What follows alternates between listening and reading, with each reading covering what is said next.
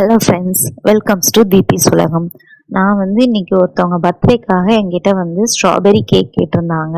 அதுக்காக நான் பண்ணி கொடுத்துருந்தேன். என்னோட ஃப்ரெண்ட்ஸ் ஒருத்தவங்க தான் கேட்டிருந்தாங்க. அவங்களுக்காக நான் ஸ்ட்ராபெரி கேக் பண்ணியிருந்தேன்.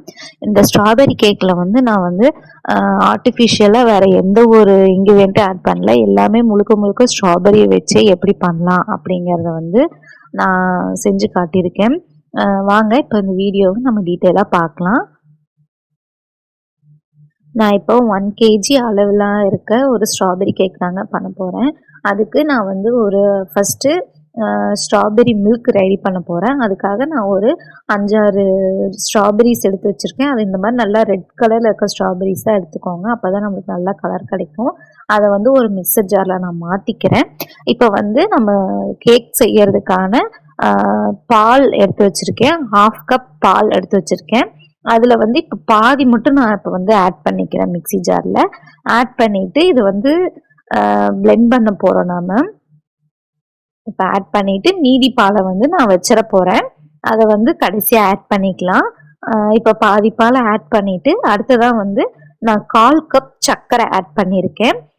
இது கிறிஸ்டல் சுகர் தான் ஆட் பண்ணியிருக்கேன். அதை ஆட் பண்ணிவிட்டு இப்போ நல்லா பிளெண்ட் பண்ணி எடுத்துக்கலாம்.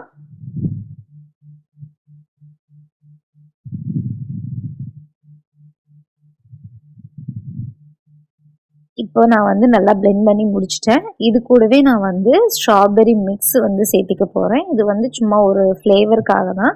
உங்களுக்கு ஸ்ட்ராபெரியில் இருக்க அந்த ஃப்ளேவரே போதும்னு நினச்சிங்கன்னா நீங்கள் இதை ஸ்கிப் பண்ணிக்கோங்க. நான் ஒரு 2-3 ட்ராப்ஸ் சேர்த்திக்கிறேன். நான் ரொம்பவும் சேர்த்தலை, ஒரு ஃபியூ ட்ராப்ஸ் மட்டும் சேர்த்திக்கிறேன். இப்போ சேர்த்திட்டு இதை நல்லா மிக்ஸ் பண்ணி விட்டுறேன்.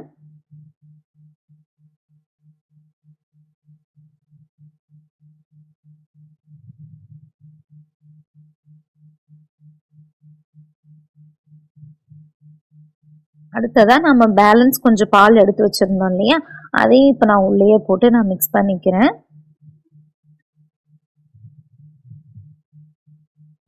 நம்மளுக்கு இப்போ ஸ்ட்ராபெரி மில்க் தயாராகிடுச்சு. நாம் இதை எடுத்து இப்போ ஓரமாக வச்சுட்டு அடுத்த ட்ரை இன்க்ரீடியன்ஸ் எல்லாம் எடுத்து வச்சுக்கலாம்.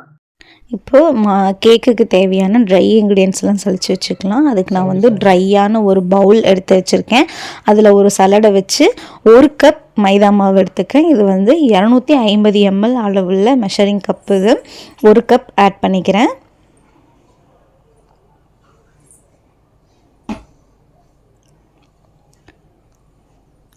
அடுத்ததாக 1 டேபிள் ஸ்பூன் கார்ன்ஃப்ளவர் ஆட் பண்ணியிருக்கேன். இந்த கார்ன்ஃப்ளவர் ஆட் பண்ணி செய்யும்போது கேக் நல்லா வெல்வெட்டி டெக்ஸ்சரில் சாஃப்டாக இருக்கும். அடுத்ததாக ஒரு டீஸ்பூன் பேக்கிங் பவுடர் எடுத்திருக்கேன். அதையும் ஆட் பண்ணிக்கிறேன்.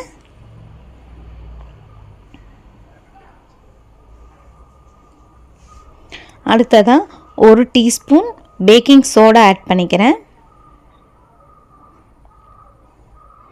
அடுத்து கடைசியாக 1/4 டீஸ்பூன் உப்பு.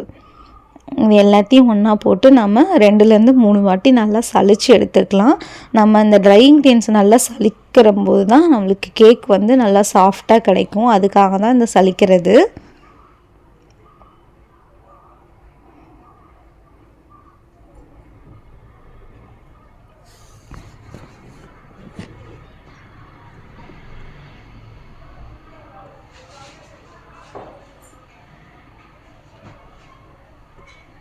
இப்போ ட்ரை இன்க்ரீடியன்ஸ் எல்லாம் சளிச்சு எடுத்தாச்சு. அடுத்து நான் பேக் பண்ணுற பேனில் பார்ச்மெண்ட் பேப்பர் லைன் பண்ணிக்கிறேன். அதுக்கு நான் ஒரு 8 இன்ச் பேன் எடுத்திருக்கேன். இது ரவுண்ட் பேனு. இதில் இந்த பேனுக்கு அளவாக இந்த மாதிரி கொஞ்சம் அளந்து எடுத்து பார்ச்மெண்ட் பேப்பரை நான் கட் பண்ணிக்கிறேன். இப்போ நம்ம எடுத்திருக்க பேப்பர் ஸ்கொயராக இருக்குது, நம்ம பேன் ரவுண்டாக இருக்குது. அதனால் அது எப்படி ரவுண்டாக நம்ம லைன் பண்ணுறது அப்படின்னு பார்க்கலாம். இதுக்கு இந்த மாதிரி 4ஆக மடிச்சுக்கோங்க.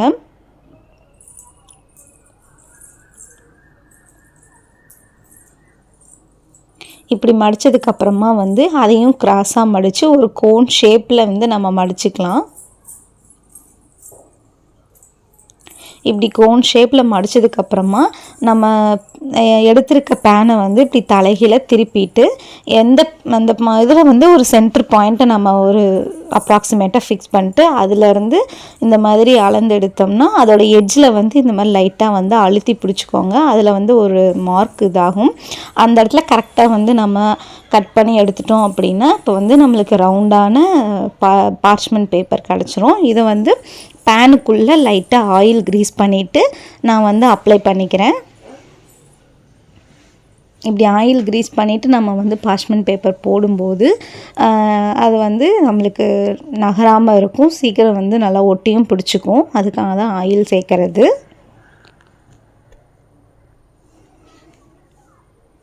உங்கள்கிட்ட பார்ச்மெண்ட் பேப்பர் இல்லைன்னா இந்த மாதிரி க்ரீஸ் பண்ணிவிட்டு ஆயில் க்ரீஸ் பண்ணிவிட்டு அது மேலே வந்து மைதா மாவு டஸ்ட் பண்ணி நீங்கள் சேர்த்திக்கலாம். அடுத்து நம்ம வெட் இன்க்ரீடியன்ட்ஸ் எல்லாம் வந்து மிக்ஸ் பண்ணிக்க போகிறோம். அதுக்கு வந்து நான் ஒரு ட்ரையான பவுல் எடுத்திருக்கேன். இந்த பதில் ஒரு சொட்டு ஈரம் கூட இருக்கக்கூடாது. அப்படி ஈரம் இருந்துச்சுன்னா நம்மளுக்கு எக்கு வந்து நல்லா பொங்கி வராது. அதுவும் இல்லாமல் நம்ம பீட் பண்ணுற அந்த பீட்டரோட ராடும் வந்து ஈரமாக இருக்கக்கூடாது, அதையும் பார்த்துக்கோங்க. நான் வந்து 4 முட்டை எடுத்திருக்கேன். இதை வந்து நான் உடச்சி ஆட் பண்ணிக்கிறேன்.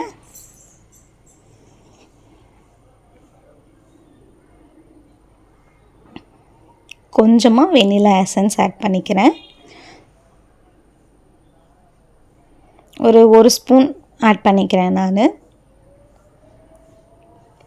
இப்போ பீட்ரு வந்து ஃபஸ்ட்டு ஸ்பீடில் வச்சு இந்த முட்டை வந்து லைட்டான எல்லோ கலர் மாறுற வரைக்கும் பீட் பண்ணிக்கிறேன். அடுத்து கொஞ்சம் கொஞ்சமாக வந்து சர்க்கரை ஆட் பண்ணணும். நான் வந்து பவுட்ரு பண்ணி வச்சுருக்கேன் சர்க்கரையை. பவுட்ரு பண்ணினதுக்கப்புறமா 1 கப் அளந்து எடுத்துக்கோங்க, கரெக்டாக இருக்கும். அதை வந்து பேட்ச் பை பேட்சை வந்து கொஞ்சம் கொஞ்சமாக ஆட் பண்ணி வந்து பீட் பண்ணிக்கலாம். நம்ம வந்து முட்டையையும் சர்க்கரையும் இது பீட் பண்ணும்போது எவ்வளோ நேரம் வேணாலும் பீட் பண்ணிக்கலாம், அதில் பிரச்சனையே கிடையாது. ஆனால் முட்டை பீட் பண்ணி முடித்ததுக்கப்புறம் நம்ம வந்து ட்ரை இன்க்ரீடியன்ட்ஸ் ஆட் பண்ணும்போது ஓவராக பீட் பண்ணிடக்கூடாது. இப்போ வந்து நான் முட்டை வந்து அடிச்சிட்டேன். எடுத்து 1/2 கப் வாசனை இல்லாத எண்ணெய் எடுத்து வச்சுருக்கேன். நீங்கள் வந்து உங்களுக்கு எண்ணெய் வேணாலும் யூஸ் பண்ணிக்கலாம், ஆனால் வாசனை இல்லாத எண்ணெயாக இருக்கணும். இப்போ இதையும் ஆட் பண்ணி நல்லா மிக்ஸ் பண்ணி கொடுத்துக்கிறேன். சும்மா 1 நிமிஷம் பீட் பண்ணால் போதும், ரொம்ப இதுவும் பீட் பண்ணணும்னு தேவையில்லை. அடுத்து வந்து கொஞ்சம் கொஞ்சமாக ட்ரை இன்க்ரீடியன்ட் ஆட் பண்ணி மிக்ஸ் பண்ணிக்கிறேன். நம்ம ட்ரை இன்க்ரீடியன்ட் ஆட் பண்ணும்போது பீட்டர் யூஸ் பண்ணக்கூடாது. இந்த மாதிரி ஸ்பேச்சுலா வச்சு கட் அண்ட் ஃபோல்டு மெத்தடில் இப்படி கட் பண்ணி மிக்ஸ் பண்ணிக்கணும். நம்ம ஒரே சைடாக தான் மிக்ஸ் பண்ணி கொடுக்கணும், ஓவர் பீட் பண்ணிடக்கூடாது. ஓவர் மிக்ஸ் பண்ணிட்டோம் அப்படின்னா மாவு கேக் வந்து ஹார்டாயிரும். அடுத்து நம்ம ரெடி பண்ணி வச்சுருக்க ஸ்ட்ராபெரி மில்க்கு அதையும் ஆட் பண்ணி கொஞ்சம் கொஞ்சமாக நான் வந்து இது பண்ணிக்கிறேன். நம்ம மாவு வந்து கொஞ்சம் நம்ம முட்டை அடித்து வச்சுருக்கோம்ல, அது வந்து கொஞ்சம் லைட் வெயிட்டாக இருக்கும். நம்ம ஆட் பண்ணுற பால் வந்து அது அடியில் போய் செட்டில் ஆயிரும். இந்த ஸ்பேட்சில் வச்சு நம்ம அடி வரைக்கும் கொடுத்து மிக்ஸ் பண்ணி எடுக்கணும். அப்போ தான் வந்து எல்லாம் ஒன்றா மிக்ஸ் ஆகும். இல்லைன்னா வந்து அடியில் பால் அப்படியே நின்றும். நம்மளுக்கு மேலே மட்டும் நம்ம மிக்ஸ் பண்ணிகிட்டே இருப்போம். அதையும் கொஞ்சம் கவனமாக பார்த்து நம்ம மிக்ஸ் பண்ணணும்.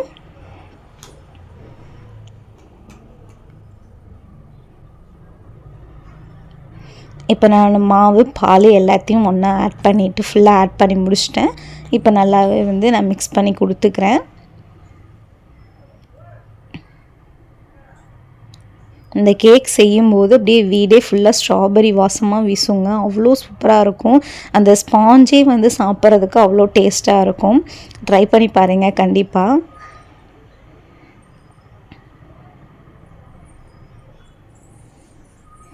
இப்போ நான் வந்து மாவு மிக்ஸ் பண்ணிட்டேன். இது வந்து நம்ம இப்போ லைன் பண்ணி வச்சுருக்க பேனில் வந்து நான் ஆட் பண்ணிக்கிறேன். நம்ம வந்து ஆட் பண்ணுற மாவு நம்ம என்ன பேனில் ஊற்றுறோமோ அதில் 3/4 பாகம் இருந்தால் போதும். ரொம்பவும் இதாக இருந்துச்சுன்னா மாவு வந்து பொங்கி வெளியே வந்துடும். ஒரு மேலே கொஞ்சமாவது இடம் இருக்கணும். இந்த மாதிரி டேப் பண்ணிக்கோங்க. அப்படி டேப் பண்ணால் தான் அடியில் இருக்க அந்த ஏர் பபிள்ஸ் எல்லாம் இதாகி நம்மளுக்கு கேக் வந்து ஒரே ஈவனாக ஸ்பாஞ்சியாக கிடைக்கும். நான் வந்து ஓவனை 180 டிகிரி செல்சியஸ்க்கு 10 நிமிஷம் ப்ரீ ஹீட் பண்ணி வச்சுருந்தேன். இப்போ ஓவனில் வச்சுட்டு நான் 35 to 40 மினிட்ஸ் நான் வந்து பேக்கிங் டைம் செட் பண்ணிக்கிறேன். 40 மினிட்ஸ் கழித்து பார்க்கலாம்.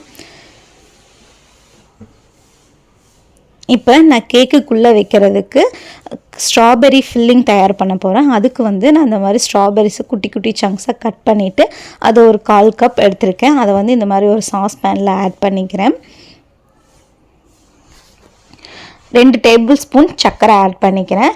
உங்களுக்கு வந்து சுகர் லெவல் அதிகமாக வேணும் அப்படின்னா நீங்கள் எதில் அளந்து எடுத்தீங்களோ ஸ்ட்ராபெரியை அதே அளவுக்கு சர்க்கரை ஆட் பண்ணிக்கோங்க. எனக்கு சுகர் கம்மியாக போதுங்கனால நான் 2 டேபிள் ஸ்பூன் மட்டும் ஆட் பண்ணிக்கிறேன். கொஞ்சமாக தண்ணி, ஒரு டேபிள் ஸ்பூன் தண்ணி ஆட் பண்ணிவிட்டு இது வந்து ஒரு மீடியம் டு லோ ஃப்ளேமில் வச்சு நீங்கள் வந்து இப்படி மிக்ஸ் பண்ணி கொடுத்துக்கிட்டே வாங்க. அப்படியே அந்த ஸ்ட்ராபெரி எல்லாம் வெந்து மசிஞ்சு வரும். அது வரைக்கும் நல்லா வந்து மிக்ஸ் பண்ணிக்கோங்க. இந்த ப்ராசஸ் ஒரு 5 to 10 மினிட்ஸ் கூட எடுக்காது, சீக்கிரம் ரெடி ஆயிரும். எனக்கு வந்து ஸ்ட்ராபெரி ஃபில்லிங் கொஞ்சமாக போதுங்கிறதுனால நான் ஒரு 1/4 கப் எடுத்திருக்கேன். உங்களுக்கு நிறையா வேணும் அப்படின்னா நீங்கள் அதுக்கேற்ற மாதிரி உங்களுடைய ஸ்ட்ராபெரிஸை நீங்கள் வந்து அதிகப்படுத்திக்கலாம். நான் நல்ல பழுத்த ஸ்ட்ராபெரிஸாக எடுத்திங்கன்னா இந்த மாதிரி நல்ல பிரைட் கலராக கிடைக்கும். இப்போ வந்து எனக்கு வந்து ஸ்ட்ராபெரி ஃபில்லிங் ரெடி ஆகிடுச்சு. இதை நான் வந்து ஒரு தனி பாத்திரத்தில் மாற்றிக்கிறேன். அடுத்ததாக வந்து க்ரீம் தயார் பண்ண போகிறோம். அதுக்கு நான் வந்து 1/2 கப் விப்பிங் க்ரீம் ஆட் பண்ணிக்கிறேன்.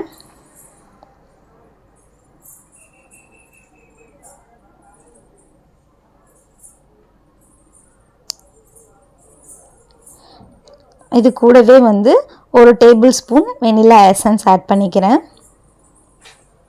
நம்ம வந்து க்ரீம் பீட் பண்ணும்போது கிளைமேட் வந்து கொஞ்சம் ஹாட்டாக இருந்தது அப்படின்னா நீங்கள் வந்து அடியில் ஐஸ் கட்டி போட்ட ஒரு பவுல் வந்து வச்சுக்கோங்க. அப்போ வந்து உங்களுக்கு க்ரீம் வந்து சீக்கிரம் பீட்டாகி கிடச்சிரும். அதுவும் இல்லாமல் நம்ம எந்த பாத்திரத்தில் வந்து க்ரீமை பீட் பண்ணுறோமோ அந்த பாத்திரம் வந்து நம்மளுக்கு நல்ல சில்லுன்னு இருக்கணும், அந்த ராடும் நம்மளுக்கு சில்லுன்னு இருக்கணும். அது மாதிரி பார்த்துக்கோங்க. எனக்கு கிளைமேட் அன்றைக்கி கொஞ்சம் சில்லுன்னு இருந்ததுனால நான் வந்து பெருசாக எதுவும் வைக்கல. அதுவும் இல்லாமல் நான் யூஸ் பண்ணுற க்ரீமில் வந்து எனக்கு சுகர் போதுமான அளவு இருந்தது. அதனால் நான் வந்து பெருசாக வேறு எந்த சுகரும் ஆட் பண்ணலை. உங்களுக்கு டேஸ்ட் பண்ணி பார்த்துட்டு நீங்கள் வந்து சுகர் கம்மியாக இருக்குன்னு ஃபீல் பண்ணிங்கன்னா 1/4 கப் ஐசிங் சுகர் ஆட் பண்ணிக்கோங்க. ஐசிங் சுகர் தான் ஆட் பண்ணணும். அதுதான் வந்து க்ரீமுக்கு யூஸ் பண்ணுவாங்க. நார்மல் சுகர் யூஸ் பண்ணக்கூடாது. இப்போ வந்து நல்லா பீட் பண்ணிவிட்டு நான் உங்களுக்கு காட்டுறேன்.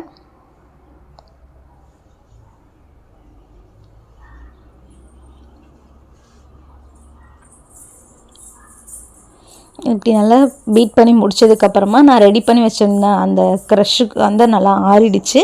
இதில் வந்து நான் ஒரு 2 ட்ராப்ஸ் வந்து நான் வந்து அந்த ஸ்ட்ராபெரி மிக்ஸ் ஆட் பண்ணிக்கிறேன். இது வந்து ஒரு லைட்டான ஸ்ட்ராபெரி எசன்ஸ் ஃப்ளேவர் கிடைக்கணும் அப்படிங்கிறதுக்காக நான் வந்து சேர்த்திக்கிறேன். உங்களுக்கு வேண்டாம்னா நீங்கள் இந்த ஸ்டெப்பை ஸ்கிப் பண்ணிடுங்க. இப்போ பீட் பண்ணி வச்சுருக்க க்ரீமுக்குள்ளே நான் சும்மா ஒரு ஸ்பூன் வந்து இந்த க்ரஷ்ஷை ஊற்றி நான் வந்து கொஞ்சம் மிக்ஸ் பண்ணி எடுத்துக்கிறேன். அதே மாதிரி ஒரு சொட்டு ஸ்ட்ராபெரி மிக்ஸியும் ஆட் பண்ணிக்கிறேன். இது வந்து லைட்டாக ஒரு பிங்கிஷ் கலர் கொடுக்கும், அதுக்காக தான். உங்களுக்கு இது வேணாலும் நீங்கள் ஸ்கிப் பண்ணிக்கலாம்.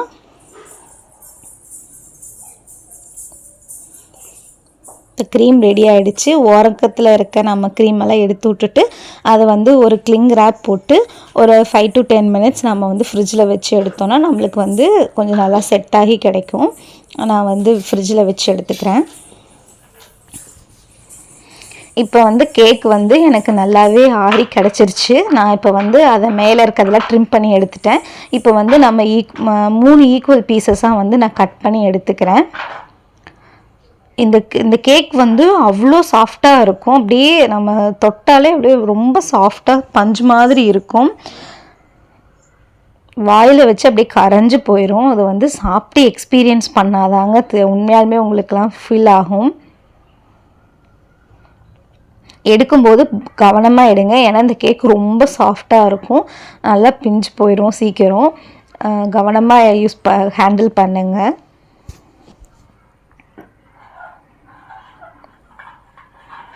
பாருங்கள், அவ்வளோ சாஃப்டாக இருக்குது இந்த ஸ்பாஞ்சு. நம்ம இந்த ஸ்ட்ராபெரி மில்க்லாம் சேர்த்து இது பண்ணியிருக்கனால அந்த ஸ்பாஞ்ச் டேஸ்ட்டு சூப்பராக இருக்கும். இப்போ வந்து ஒரு கேக் போர்டில் வந்து நான் லைட்டாக க்ரீம் அப்ளை பண்ணிக்கிறேன். கேக் வந்து போர்டை விட்டு நகராமல் இருக்கிறதுக்கு க்ரீம் ஆட் பண்ணிக்கிறேன்.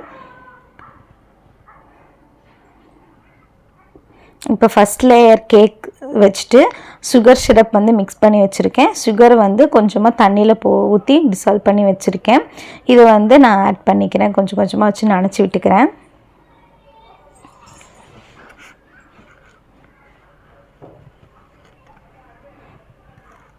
அதுக்கப்புறமா நான் வந்து க்ரீம் கொடுத்துக்கிறேன். அது மேலே வந்து நாம் தயார் பண்ணி வச்சுருக்க ஸ்ட்ராபெரி க்ரஷ்ஷை வந்து ஆட் பண்ணிக்கிறேன்.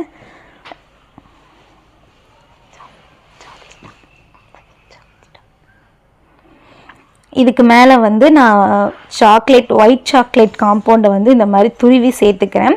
உங்களுக்கு இது மேலே துருவுறதுக்கு கஷ்டமாக இருக்குது அப்படின்னா தனியாக வந்து ஒரு ஒயிட் சாக்லேட்டை வந்து ஒரு பிளேட்டில் துருவி வச்சு ஒரு 5 நிமிஷம் ஃப்ரிட்ஜில் வச்சிங்க அப்படின்னா அது வந்து உங்களுக்கு எடுத்து அப்படியே தூவி விடுற பதத்தில் இருக்கும். நீங்கள் அப்படியும் பண்ணிக்கலாம். இந்த மாதிரி டைரெக்டாக கேக் மேலேயும் வச்சு நீங்கள் வந்து துருவி விட்டுக்கலாம். இப்போ 2வது லேயர் க்ரீம் வச்சு சுகர் சிரப் வச்சு நான் நினச்சிக்கிறேன்.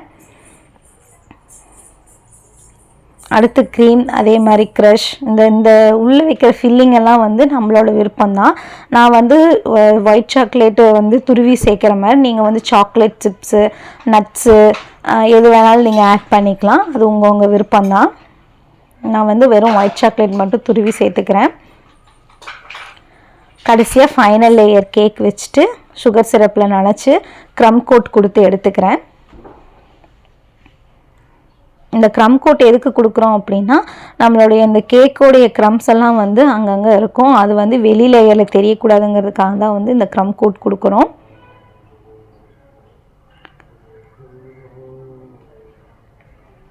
க்ரம் கோட் கொடுத்து ஒரு 1/2 அன் ஹவர் ஃப்ரிட்ஜில் செட் பண்ண விட்டுட்டு அடுத்ததாக கடைசியாக ஃபைனல் கோட்டிங் கொடுக்கறதுக்கு எடுத்து வச்சுக்கிறேன். இப்போ ஃபைனல் கோட்டிங் கொடுத்துடலாம்.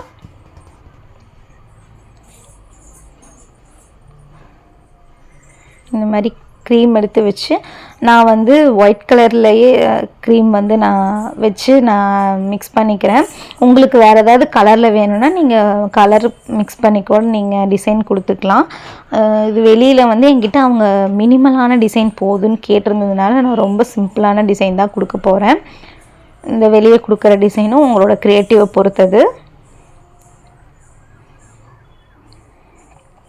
இந்த மாதிரி ஷார்ப் எட்ஜஸ் வர்றதுக்கு ஓரங்களில் வந்து ஒரு ஸ்பேச்சுலா வச்சு நான் இப்படி சுற்றி இது பண்ணிக்கிறேன். அதுக்கப்புறம் இந்த மாதிரி சுற்றி எடுத்ததுக்கப்புறம் அந்த ஸ்பேச்சுலாவில் இருக்க க்ரீமை வந்து நம்ம ஒரு இடத்துல விப் பண்ணி எடுத்துட்டதுக்கப்புறம் தான் வந்து நம்ம அடுத்த வாட்டி அந்த இதில் வந்து தேய்க்கணும். அது க்ரீமோடையே வச்சு நம்ம தேய்ச்சிட்டோம் அப்படின்னா நம்மளுக்கு ஒழுங்கான ஃபினிஷிங் கிடைக்காது.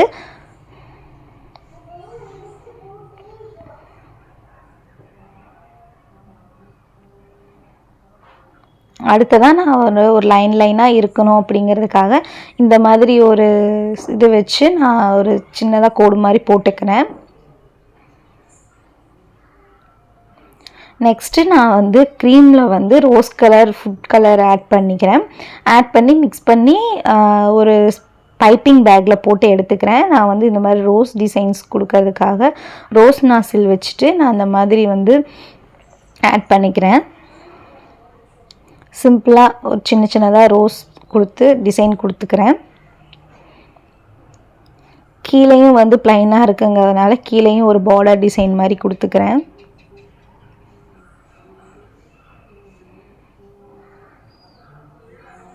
இந்த டிசைன்ஸ் எல்லாம் நம்ம க்ரியேட்டிவ் தாங்க. நம்மளுக்கு எப்படி தோணுதோ நம்ம அந்த அளவுக்கு க்ரியேட் பண்ணலாம். ஃபாண்டன்ட் வச்சு க்ரியேட் பண்ணலாம். இல்லை வந்து எடிபிள் டாப்பர்ஸ் நிறையா இருக்குது, அதை வச்சு க்ரியேட் பண்ணலாம். கடைசியாக வந்து ஒயிட் சுகர் பால்ஸ் இருக்குது, அதை நான் வந்து கொடுத்து ஃபினிஷ் பண்ணிக்கிறேன் என்னோடய டெக்கரேஷனை. இது தாங்க நம்ம கேக்கோட ஃபைனல் அவுட்புட்டு. நான் வந்து கொஞ்சம் ஸ்ட்ராபெரிஸை கட் பண்ணி மேலே வச்சு டெக்கரேட் பண்ணிக்கிறேன். ஹோப் இந்த வீடியோ உங்களுக்கு பிடிச்சிருக்குன்னு நம்புகிறேன். இந்த ரெசிபியை நீங்கள் செஞ்சு பார்த்துட்டு உங்களுடைய ஃபீட்பேக்கை எனக்கு கமெண்ட்ஸில் சொல்லுங்கள். மறக்காமல் தீபிஸ் உலகம் சேனலை சப்ஸ்கிரைப் பண்ணுங்கள், சப்போர்ட் பண்ணுங்கள். தேங்க்யூ.